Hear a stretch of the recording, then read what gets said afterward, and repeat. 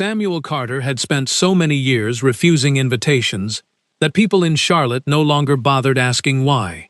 Women introduced by business partners, daughters of family friends, polished executives he met at charity dinners, all received the same courteous distance.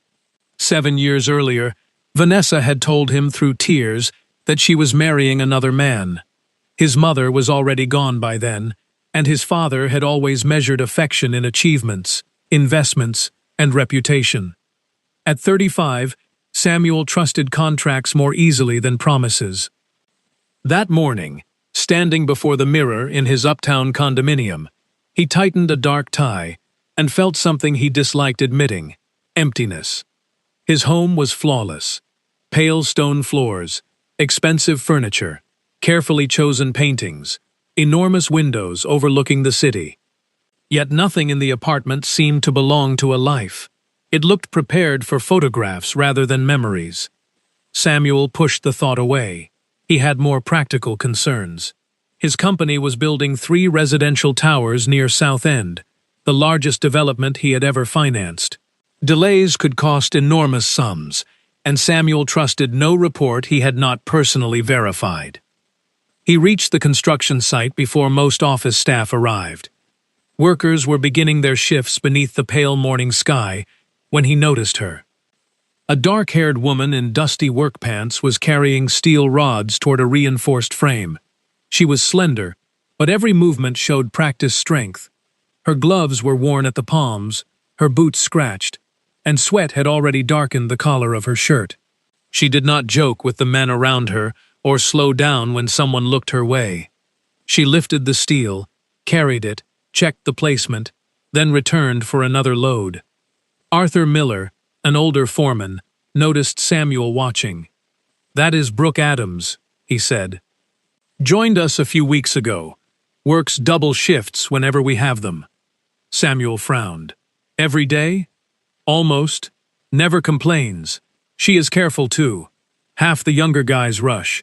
Brooke checks everything twice." "Why does she need double shifts?" Arthur shrugged. "Never asked. She says she needs the money." Samuel approached her. "Brooke?" She looked up. Her brown eyes showed exhaustion but no nervousness. "You work both shifts?" "Most days." "I am Samuel Carter." "I know." Her answer surprised him. Most employees immediately straightened when the owner appeared. Brooke simply adjusted her glove. "Why double shifts?" he asked. "Because I need the money." She turned back to the steel. Samuel stood there longer than necessary. He was accustomed to people explaining themselves to him. Brooke did not seem interested in earning his approval.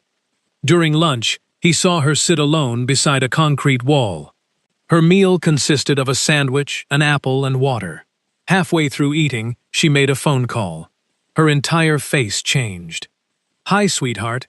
Yes, Mom ate. Did you finish your lunch? You got a star today? That is wonderful. Be good for Miss Linda. I will pick you up tonight. I love you too." Samuel looked away, embarrassed by how much he had heard. A daughter. Suddenly the double shifts looked different.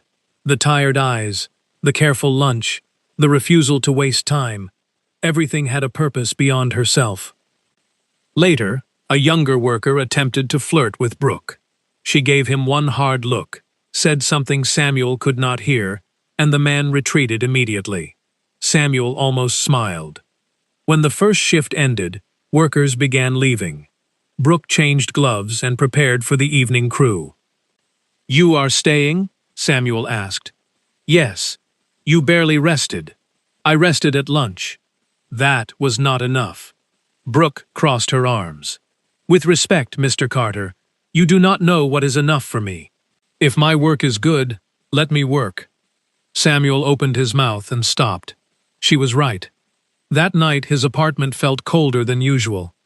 He poured himself a drink and sat beside the windows overlooking Charlotte. Normally the city lights made him feel powerful. Tonight they looked distant. He kept remembering Brooke carrying steel, and the softness in her voice when she spoke to her child. Samuel had spent years building expensive structures, yet nothing in his life depended on him emotionally. Brooke seemed to carry more responsibility in one exhausted body than he allowed anywhere near his own heart. For the first time in years, someone had unsettled him without trying. He did not want to rescue her. He did not even know whether she wanted another conversation. He simply wanted to understand her. Before dawn the following morning, Samuel was already driving back toward the construction site. Brooke was there before him. Samuel had traded his suit for jeans, a white work shirt, and boots, though he still looked far too clean for the site. "Good morning," he said. "Morning." She continued moving concrete blocks. "Can I help?" That finally made her stop. "You?" "Yes." A short laugh escaped her. "You own the building. I carry the blocks. I can learn." Brooke studied him suspiciously. "Why are you doing this? What do you want?" Samuel considered offering some professional excuse about understanding site operations. He abandoned it. "I do not know exactly. Yesterday I watched you work, and I kept thinking about it." Her expression hardened. "Not like that," he added. "At least, not only like that. You treat every task as if it matters more than anything else. I want to understand why. Because this job pays better than waiting tables. And because of your daughter?" Brooke froze. "How do you know about her?" "I overheard part of your call yesterday. I was nearby." Her jaw tightened. "If this is pity, I do not want it. I am not some struggling mother you can turn into a personal charity project." "It is not pity. Then what?" "Respect." She looked genuinely surprised. Samuel continued quietly. "You sacrifice time, sleep, and comfort for someone you love. I invest money and sign papers. You give something of yourself every day. I noticed." For several seconds, Brooke said nothing. "I do not need anything from you," Samuel added. "I only wanted you to know your effort is visible." He walked away before she could respond. At noon, Samuel left the site and returned carrying food for the crew. He made no speech and did not single Brooke out. He placed everything on a temporary table. "Eat before the next shift," he said. Brooke stared at the meals set aside for her. "I cannot accept this. It is for everybody. I brought food. Then save yours for later." When Samuel returned, her container was empty.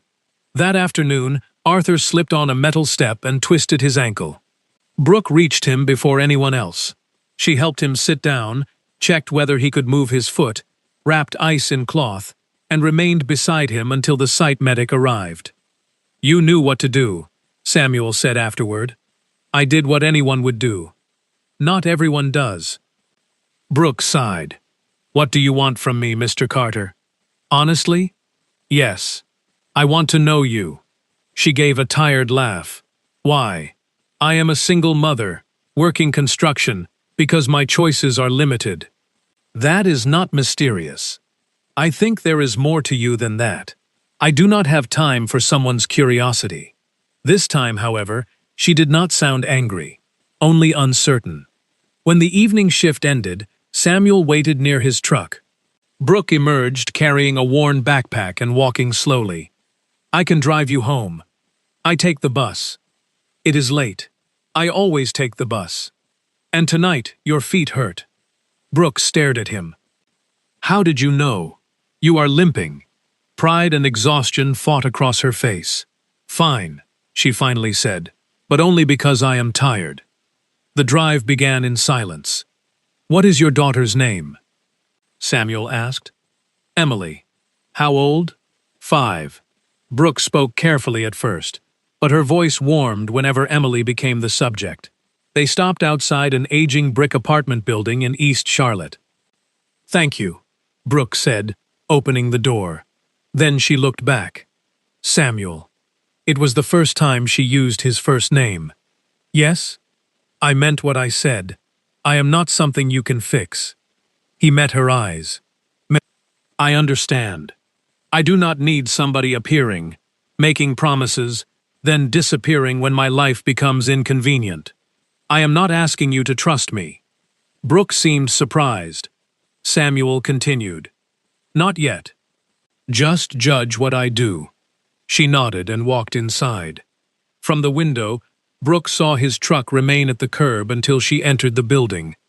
Linda, the older neighbor who cared for Emily, had noticed too. "Your boss?" Linda asked. "Yes. He waited until you got inside. That does not mean anything." Linda smiled gently. "Maybe not." Emily was asleep on the couch beneath a faded blanket. Brooke lifted her carefully and carried her to bed. She had met men who offered help as though generosity entitled them to something afterward. She had learned to refuse before debts could form. Yet Samuel had not asked for her phone number. He had not touched her. He had not punished her suspicion with wounded pride. That bothered Brooke more than arrogance would have, because arrogance was easy to reject. Patience was harder. Across the city, Samuel entered his silent condominium and realized something equally uncomfortable. For years he had believed independence made him strong. He had arranged his life so nobody depended on him, and so he never depended on anyone else. Watching Brooke had made that independence look less like freedom. It looked like a locked room. The following days created an unusual routine. Samuel arrived early. Brooke was always earlier. He began noticing things that never appeared in management reports. Brooke checked measurements twice before approving her work. She shared water with younger workers who forgot enough for the heat. When something did not fit correctly, several men asked for her opinion. They respected her because she was good. One afternoon, a worker named Ryan Parker refused to redo a support section Brooke had flagged. "I am not taking instructions from you," he said. Brooke remained calm. "The brace is wrong. If we leave it, the next crew works on an unsafe section." Ryan laughed. "You think you run this place?" Samuel heard the argument and approached. "Is there a problem?" Ryan immediately straightened. "Just a misunderstanding." Brooke hesitated. Samuel looked at her. "Tell me. The support is not properly secured. He does not want to redo it." Samuel inspected the area with Arthur. Brooke was right. "Redo it," Samuel told Ryan, "and if you disrespect another worker again, you are off this site." Ryan walked away angry. Brooke looked at Samuel. "You did not have to defend me. I defended correct work." A tiny smile appeared. "Still, thank you." That afternoon, Samuel noticed Brooke had disappeared during lunch. He found her sitting behind a concrete wall with her head lowered. Her shoulders were trembling. "Brooke?" She looked up quickly and wiped her face. "I am fine." She was crying. Samuel sat beside her without moving too close. "What happened?" "Nothing." He waited. Perhaps because he did not keep asking, Brooke finally spoke. "Linda called me. She has to leave Charlotte soon. Her daughter needs her in another state." Samuel understood immediately. "She watches Emily." Brooke nodded. "My mother died 3 years ago. I have no family here. Most people I know work. Childcare with hours long enough for both shifts costs almost what I earn during one of them." Her voice cracked. "If I stop working, I cannot cover rent. If I keep working, somebody has to watch Emily. I will not leave her with someone I do not trust, just because they are cheap." Samuel's first instinct was simple: pay for childcare. He knew she would refuse. "What if I help you research options?" Brooke looked at him cautiously. "Information," he added. "Community programs, cooperatives, places with extended hours. You choose what you can afford." "Why would you do that?" "Because I care." The answer surprised both of them. "You barely know me." "That is true.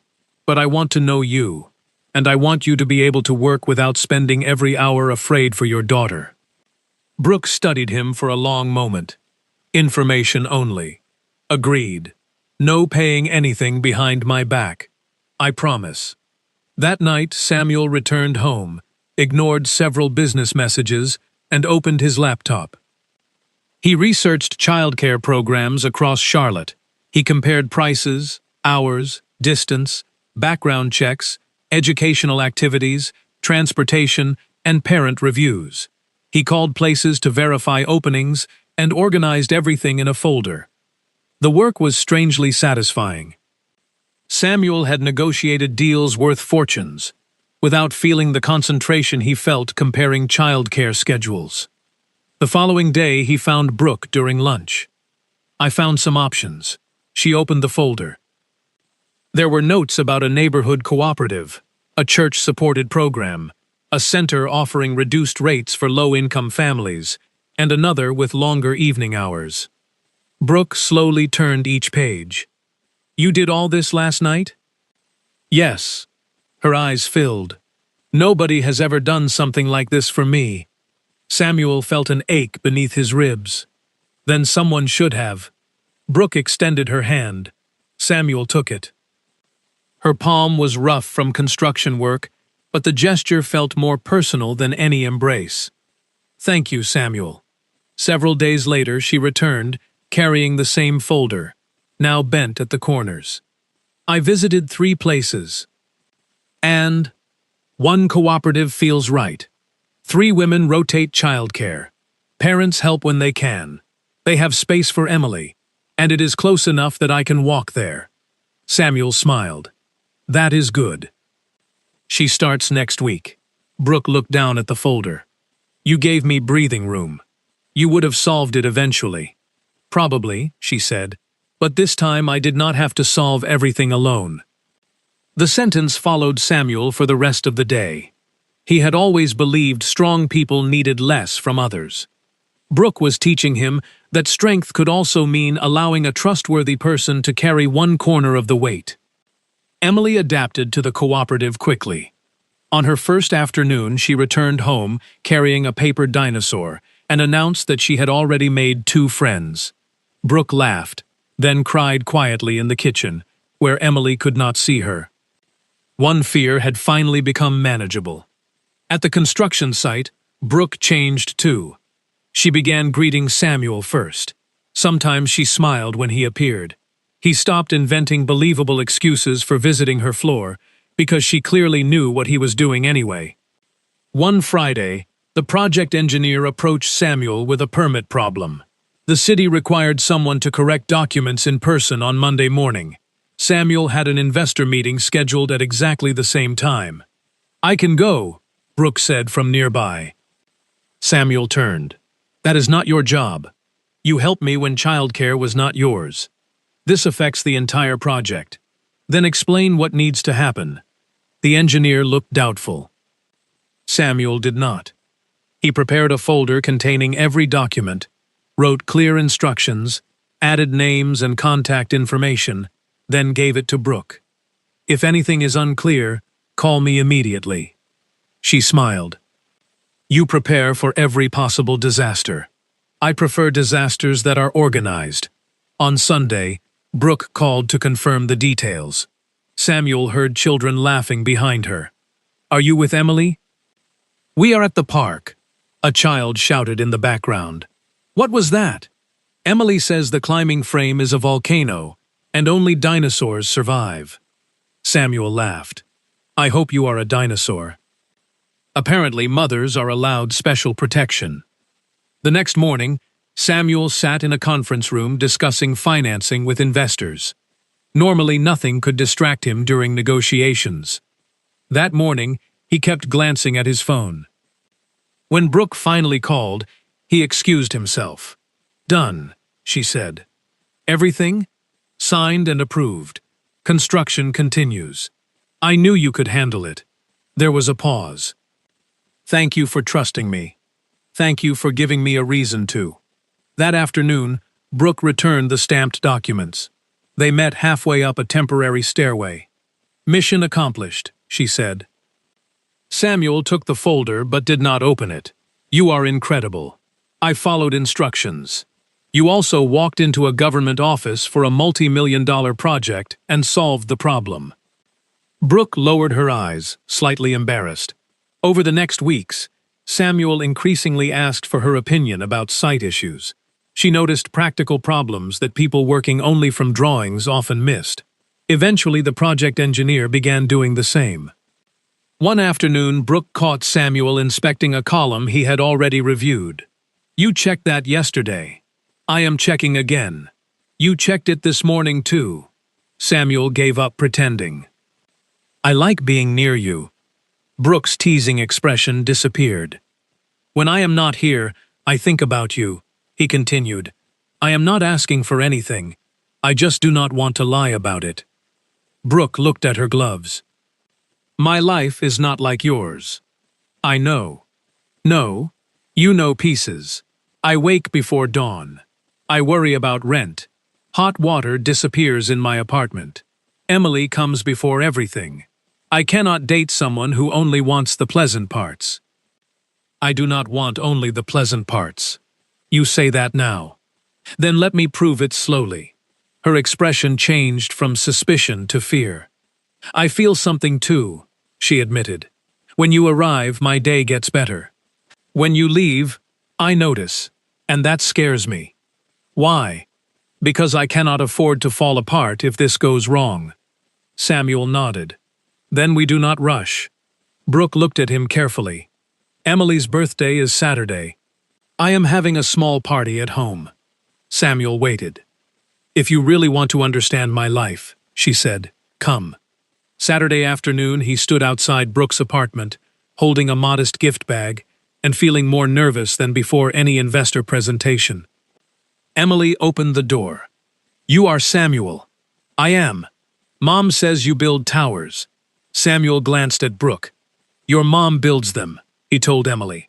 "I mostly make sure people have what they need." Emily considered this explanation seriously. Then she grabbed his hand. "Come see my dinosaurs." Samuel stepped inside. He understood immediately that Brooke had not merely invited him to a birthday party. She had opened the door to the most protected part of her world. The apartment was filled with balloons, handmade decorations, and drawings taped to the walls. A chocolate cake sat on the kitchen counter. Nothing was expensive, but everything had been prepared with care. Samuel gave Emily a set of dinosaur figures and a picture book. She shouted with delight. During the party, Samuel helped children search for paper fossils Brooke had hidden around the apartment.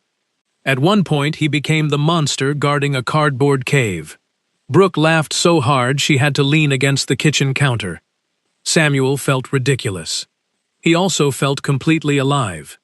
After the other children left, Emily fell asleep holding one of her new dinosaurs.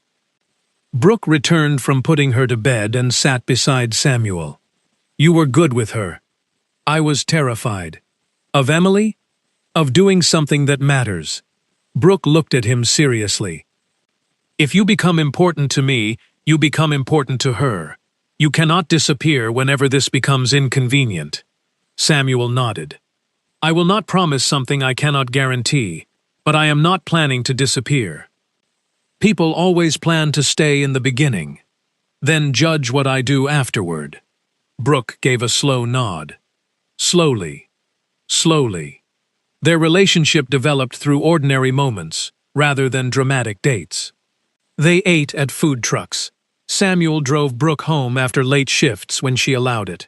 They took Emily to a science museum, where she spent most of the afternoon explaining prehistoric animals to him. Samuel learned Brooke borrowed architecture books from the library. "You wanted to study architecture?" he asked one evening. She nodded.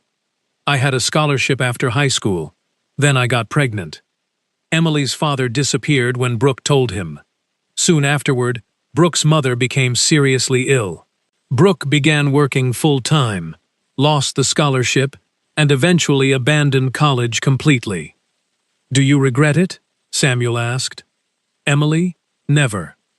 I meant the way everything changed." Brooke stared across the park. "I regret losing choices. But if changing anything meant losing Emily, I would choose the same road again." She smiled faintly. "I ended up building buildings anyway.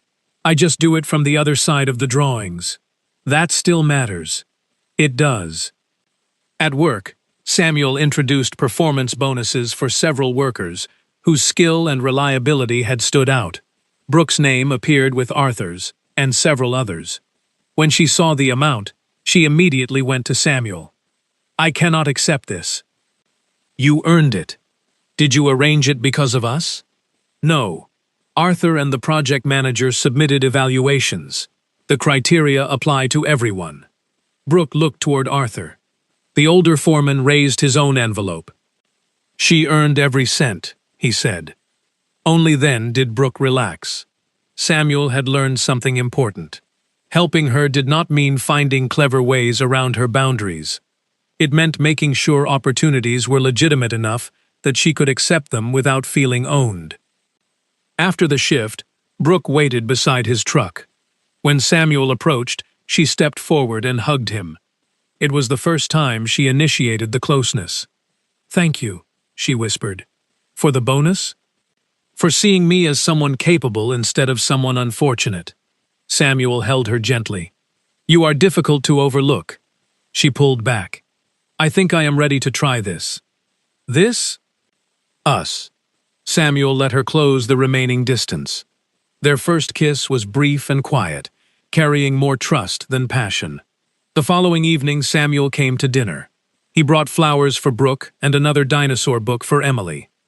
While Emily inspected the pictures, Brooke watched Samuel moving through the small apartment as though he belonged there without trying to take control of it.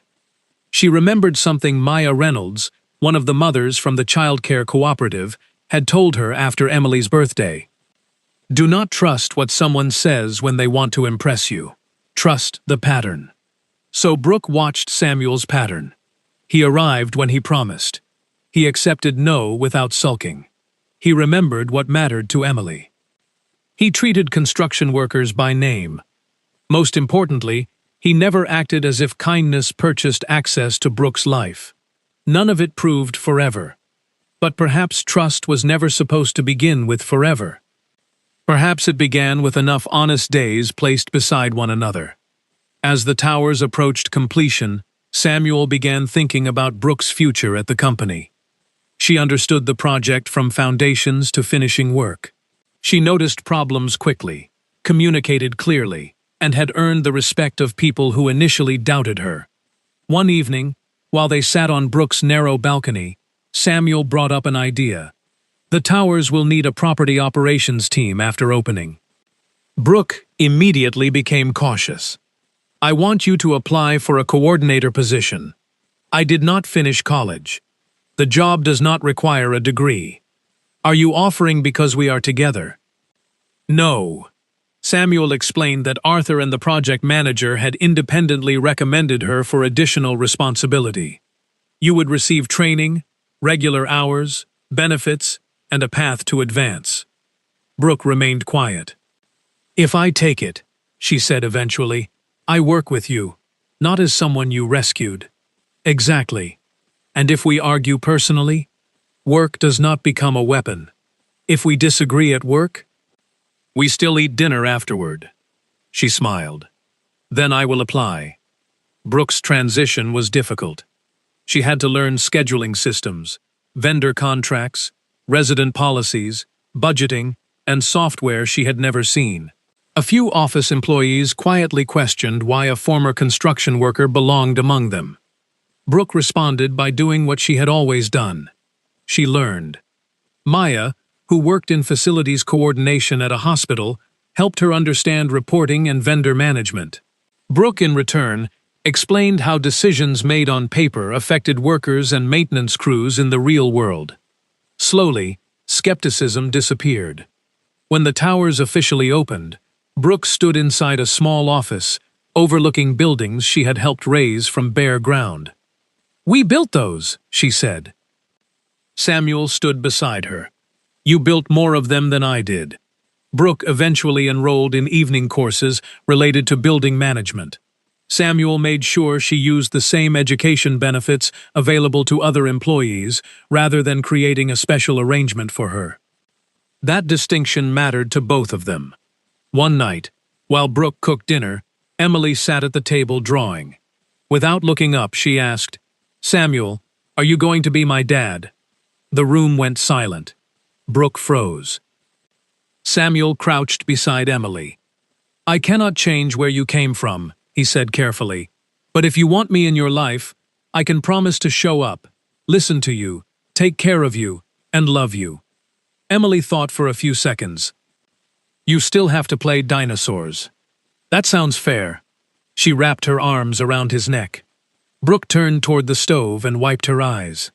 Samuel had once believed family was something people were either born into or eventually lost. Now he understood it could also be built through repeated acts of presence.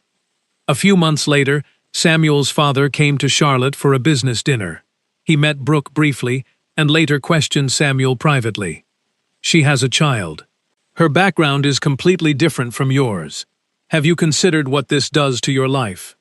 Years earlier, Samuel might have absorbed the criticism silently. This time he stood. "I have considered it," his father continued. Samuel stopped him. "You are allowed your opinion. You are not allowed to disrespect her." The conversation ended coldly. Samuel told Brooke what happened that evening. She expected him to apologize for his father. He did not. "You do not need his approval," he said. "Neither do I." That moment affected Brooke more than any gift could have. Samuel's affection was no longer something expressed only when life was easy. He was willing to protect the boundaries around the family they were forming. And Brooke, who had spent years believing security meant never needing another person, began learning that there was another kind of safety, not dependence. Partnership. A year passed from the morning Samuel first saw Brooke carrying steel. Their life still did not resemble a fairy tale. Brooke remained independent and continued advancing at work. She paid her bills, studied in the evenings, and insisted on earning every promotion through reviews involving people other than Samuel. Emily started kindergarten and filled Samuel's phone with photographs of drawings, school projects, and missing teeth. Samuel changed too. His company introduced stronger anti-harassment rules, expanded safety training, added childcare assistance on large projects, and created advancement opportunities for skilled workers without traditional academic backgrounds. He did not name anything after Brooke. She would have hated that. Instead, he made the changes ordinary company policy. People should not need to be personally important to the owner before their problems matter, Brooke told him. Samuel agreed.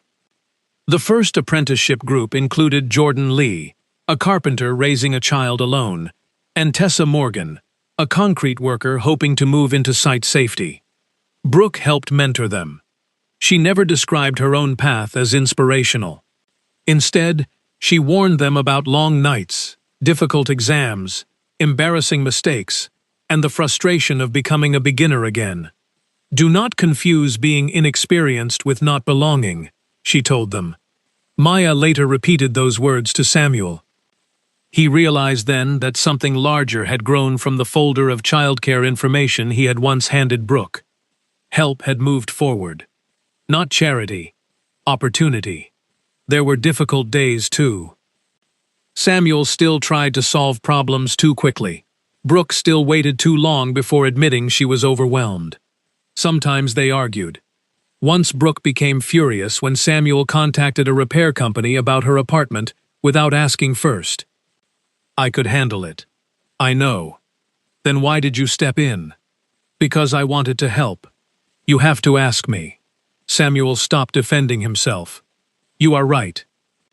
That apology meant more than the repair. On another night, Samuel admitted he felt shut out when Brooke carried worries alone until they became crises. "I am not asking you to depend on me for everything," he said. "I am asking you to let me know when something hurts." Brooke slowly learned to do that. They were not healing each other by becoming perfect. They were learning how to repair after mistakes. Samuel's condominium also changed. A dinosaur drawing appeared on the refrigerator.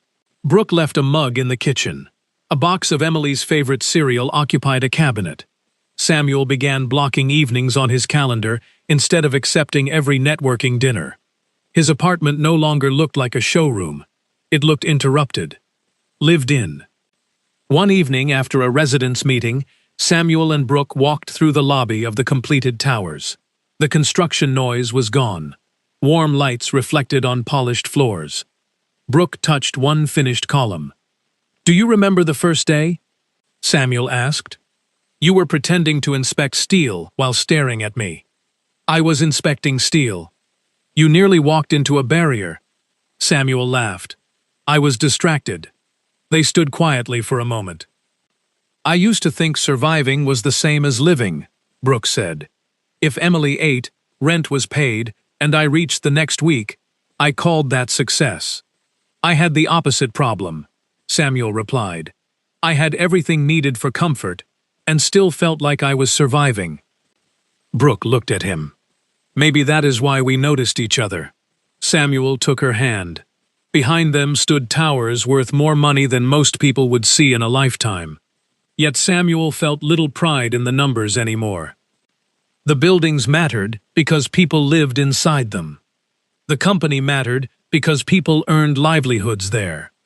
Money mattered because it could create safety, time, education, and choices. Without those human purposes, wealth was simply accumulation. Brooke squeezed his hand. "Ready to go home?" Samuel smiled. Home. A word his expensive condominium had never deserved until people began filling it with ordinary life. "Yes," he said. "Let us go." Years later, Brooke would sometimes think about the woman she had been on that construction site. The woman who believed every burden had to be carried alone, because accepting help might create a debt she could never repay. She did not look back on that version of herself with shame. That woman had survived. She had raised Emily, worked exhausting shifts, endured grief, protected her child, and kept moving when there seemed to be no room for dreams. But survival had taught Brooke habits that were useful in emergencies and painful in peace. She had learned to distrust kindness before it could disappoint her. She had confused independence with safety and exhaustion with strength. Samuel had carried a different wound. He had spent years believing that distance prevented betrayal. After losing people he loved and growing up beside a father who expressed approval through achievement, Samuel built a life where almost everything could be controlled. Contracts had conditions. Investments could be measured. Buildings followed plans. People did not. So he avoided needing them. What changed both of them was not a dramatic rescue. Samuel never saved Brooke. Brooke had been saving herself long before he arrived, and Brooke did not magically cure Samuel's loneliness. He had to choose, again and again, to become present. Their relationship worked because help eventually became something neither person used as power. Samuel learned that generosity stopped being generous when it ignored another person's dignity. Paying for everything was easy for him. Asking what Brooke actually needed was harder. Sometimes she needed assistance. Sometimes she needed information. Sometimes she needed nothing, except the freedom to solve the problem herself. Brooke learned the other half of the lesson. Refusing every helping hand did not always protect dignity. Sometimes it protected fear. There was a difference between dependence and trust. Dependence said, "I cannot stand without you." Trust said, "I can stand, but I believe you will not deliberately let me fall." As the years passed, this became one of the truths Samuel valued most. People often spend the strongest part of adulthood trying to prove they can survive alone. They collect money, titles, property, knowledge, and certainty because each achievement seems to promise protection. Then time quietly changes the question. Eventually, success is no longer measured only by what a person can acquire. It is measured by what remains meaningful when ambition becomes quieter. A child who still calls. A partner who recognizes exhaustion before a word is spoken. A friend who comes without needing to be entertained. A table people return to after disagreement. A home where weakness does not threaten belonging. Samuel understood that love was rarely proved by dramatic promises. Children knew this instinctively. Emily never cared about the value of his company. She cared whether he attended her school presentation. remembered the dinosaur she liked, listened when she was afraid, and showed up when he said he would. Adults were not so different. Consistency was often the most convincing form of love. Brooke understood something equally important. Strength was not the amount of suffering a person could endure silently. Real strength included knowing when to carry weight, when to share it, and when to let someone else carry it for a while. Their life remained imperfect. Work became difficult sometimes. Emily grew older and brought new worries. Samuel and Brooke still disagreed. People they loved aged. Plans changed. But they stopped expecting love to remove difficulty. Love did something more useful. It gave difficulty somewhere to be shared. On quiet evenings, Samuel sometimes stood beside the windows of the home that no longer felt empty, and remembered the morning he first saw Brooke carrying steel. He had thought she was building a tower. Only much later did he understand what he had actually witnessed. She was building a future, and when she finally allowed him to walk beside her, they began building something neither wealth nor strength could create alone.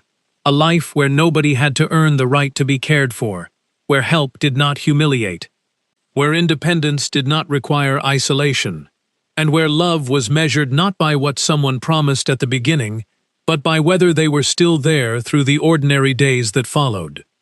That was the fortune Samuel had spent most of his life not knowing how to recognize.